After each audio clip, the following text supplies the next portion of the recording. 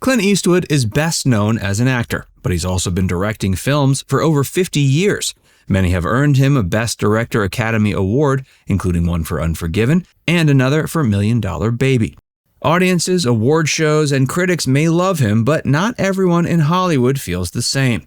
Many of his fellow filmmakers have criticized his choices, and he's defended himself in response. Keep watching to learn why these directors have nothing good to say about Clint Eastwood. How Clint Eastwood became a director. Clint Eastwood was born May 31, 1930, in San Francisco. He lived in Piedmont, but moved with his family to Washington State when he was 19 and did odd jobs. He moved back to California in 1951, working at the Fort Ord Military Reservation. He enrolled at LA City College and stayed for 2 semesters before dropping out to follow his dreams of acting. His first roles were in B films like Revenge of the Creature and Tarantula. His breakout role came in 1958 when he joined the cast of Rawhide for 7 seasons and won the lead when Eric Fleming left. Clint's list of credits after the show helped him break into Hollywood is massive.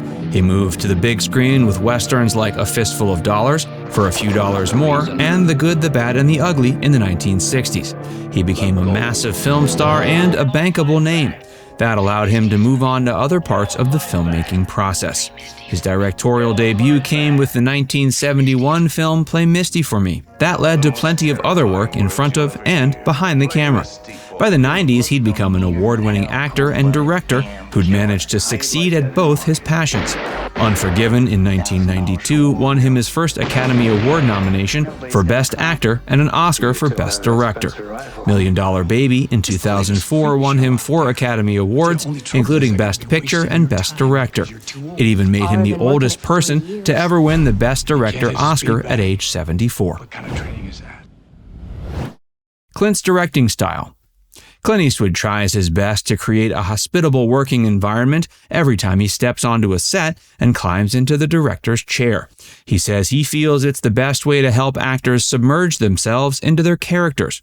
This is only one way Clint has set himself apart from other directors. He wants to get the right shot quickly and often uses first takes.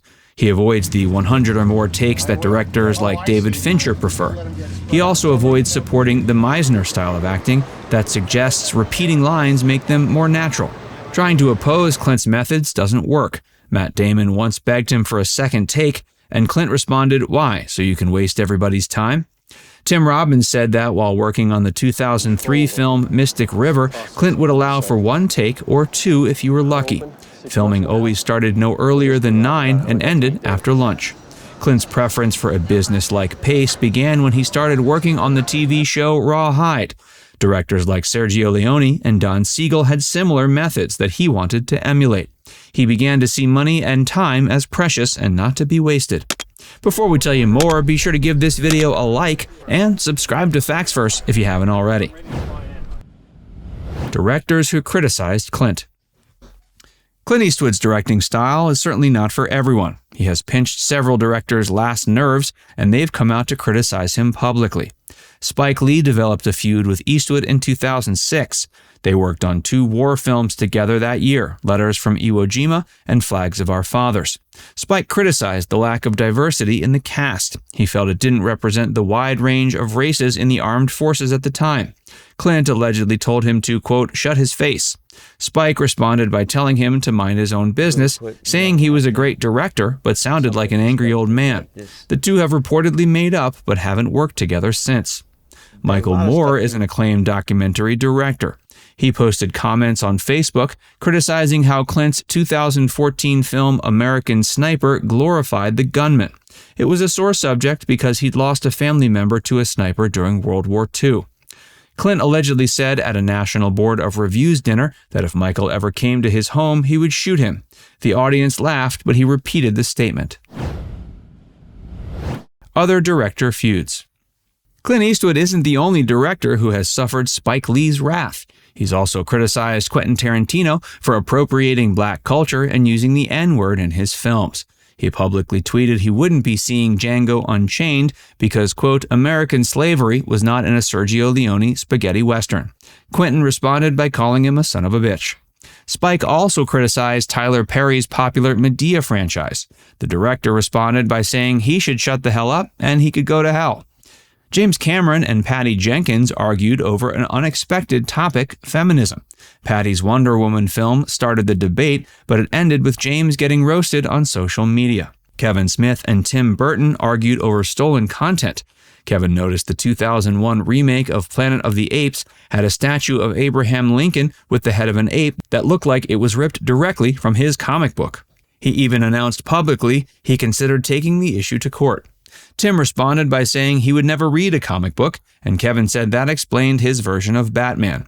The feud escalated but didn't do any permanent damage to either director's career. Jean-Luc Godard and François Truffaut were once close friends. They were important parts of the French New Wave movement and critics at the Cahiers du Cinéma. They eventually began making different types of films.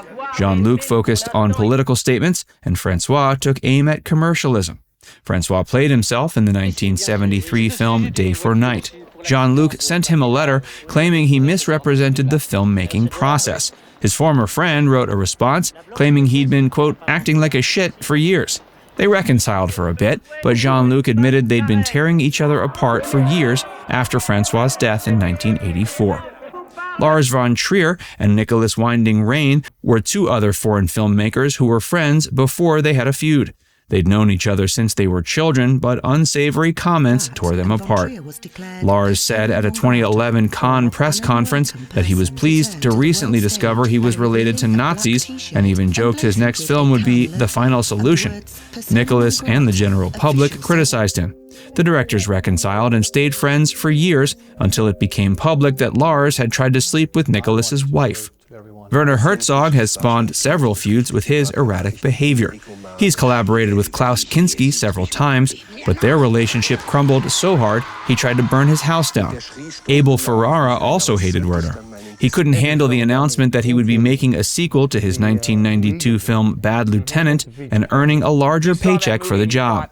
He said his producers could die in hell. Werner claimed to have no idea who Abel was, but said he could fight the windmills like Don Quixote. They never reconciled until meeting up at the 2013 Locarno Film Festival. Rian Johnson, director of The Last Jedi, decided to intentionally start a feud in the name of publicity. He took aim at Jason Reitman, the director of Juno and Up in the Air. He posted, "Reitman, more like wrong, man," and in response received a link to the notorious B.I.G. song Warning. It didn't take long for the intentionally ridiculous feud to end, though. They went drinking in Mexico for a few days and everything was fine. Other directors who have simply nothing good to say about anyone.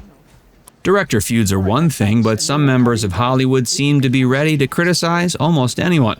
Certain directors have no qualms with swearing and spewing hurtful comments at other directors. Ingmar Bergman, the Swedish film director, is one of them. He said he's never gotten anything out of Jean-Luc Godard's films, calling them faux intellectual, dead, and boring. He even took aim at Orson Welles, criticizing his acting and calling him infinitely overrated. Vincent Gallo called Spike Jonze, quote, the biggest fraud out there and the least interesting person at any party. He said he wouldn't work with Martin Scorsese for $10 million, calling him an egomaniac and claiming he hadn't made a good film in 25 years. He also insinuated Sofia Coppola would sleep around to get her way in Hollywood. He even called her father, Francis Ford Coppola, a parasite and a fat pig. Jean-Luc Godard said Quentin Tarantino should have given him money instead of naming his production company after one of his films. He also said, somewhat more respectfully, that he doesn't know Steven Spielberg but doesn't think his films are very good. Plenty of directors have fired back at Jean-Luc Godard. Orson Welles said he was a talented director but not a great thinker. Werner Herzog said he was counterfeit money compared to a good kung fu film. Now it's time to hear from you. Do you have a favorite director? Let us know in the comments section below. And before you go, make sure you give this video a like and subscribe to Facts First if you haven't already. Click the bell icon to stay updated on all our latest content.